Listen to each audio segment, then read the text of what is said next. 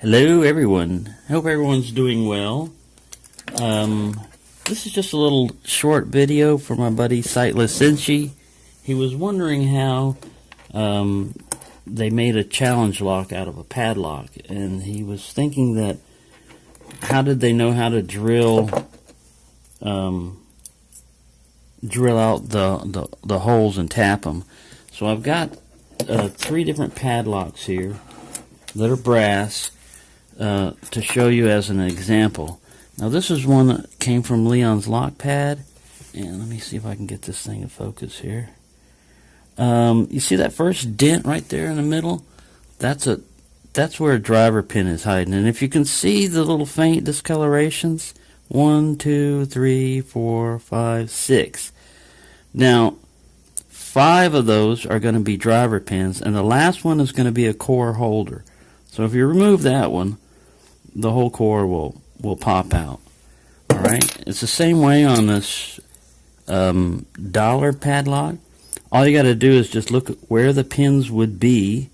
They'd be up here somewhere, and then you turn the lock around and you look, and a lot of times this one's harder to see, but you can feel there's an indent right here, and this big round one right up here is for the shackle, to hold the shackle in, but it goes the same route.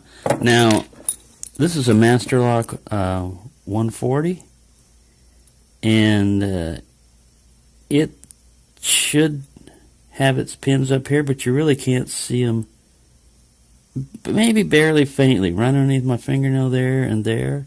You see that? It just, you got to get the lighting just right. But the way you make a challenge lock on one of these is you either take a bench grinder or a flat file, and you just start removing metal, and eventually you'll see the plugs will start showing up, and you just keep filing down until you take the plugs off. You know, you're going to shorten up the side of the lock a little bit by doing that. But you could also sit there, if you knew what you were doing and you had a drill press, you could sit there and drill each one of those out, but that would be a lot more time consuming and require a lot more tools, like, you know, a drill press. And but you see how those are just faint, but a lot of those you can see. Now the difference between a brass padlock that you could do that on and one you couldn't do that on, this is a Master Lock 576, but as you can see, it's got a little Bible in there. It's not really going to have those pins up here unless you know, filed off the top. You'd have to file quite a bit of the lock to eventually get to that, and it wouldn't do any good. What people usually do is they drill out this pin right here, which holds the core, and then you can rethread it. Of course, it's no longer a good lock, because anybody with an Allen wrench would be able to just pop it loose. Same way with a challenge lock. It's only good for challenges after that, because anybody with an Allen wrench could sit there and pop out all your drivers and shake it, and then take a screwdriver and just open your lock. But that's how you go about making challenge locks. Once you have filed off or drilled off this this little section up here, let me get this guy to focus if he can. Once you've filed all that off, then it's just a matter of taking out the springs. A lot of times you're going to mess up springs, especially if you're doing a bench grinder. The springs are going to, you know, get caught and screw up, but that lets you know that you've basically gone all the way down. Sometimes you can just sit there and take a little pick and pick out the pieces of the metal plug, you know, and save it. But once you've got that all flat and the springs exposed, you dump out all the stuff, and then you get your little tap, and you tap this thing, and you get a little grub screw or Allen head type of plug, and you put your springs and drivers back in there, and there you go. If you wanted to pull the core out, you would also do pin number 5 or pin number 6 back here and pull him out. And then you could pull the core out and thread the core if you wanted to thread the core, or whatever you want to do.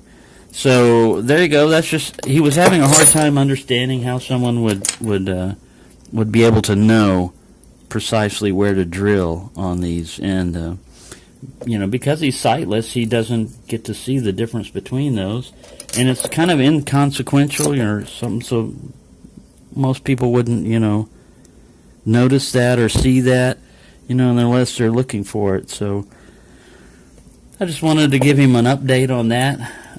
That's how you go about doing that. I had one around here somewhere that I had drilled down, but I can't find it. It was a little Brinks. At the time, I didn't have a thread and a tap and all that, so I was just drilling it. I was just grinding it down just to see if there were any security pins in a Brinks padlock. And the one I found didn't have any, even though it felt like it had a spool in there. But it was a smaller one, so maybe they only put it in the bigger ones. But there you go. Just wanted to give you a little update on how you can go about making a challenge lock out of a brass padlock. You just basically file down the top side where the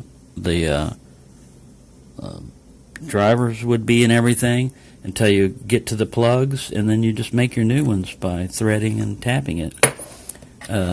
Here's a little tiny master lock core.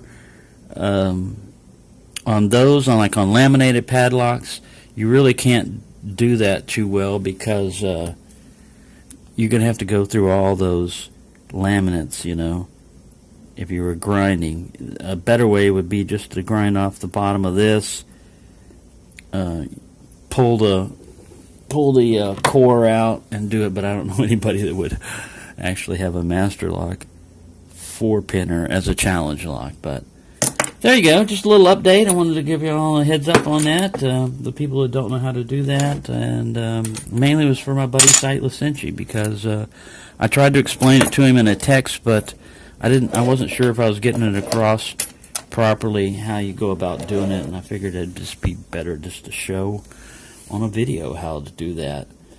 So there you go. I've got lots of other locks to mess with. I don't know if I'm going to have time to do it today, but I'm going to try to do some more picking.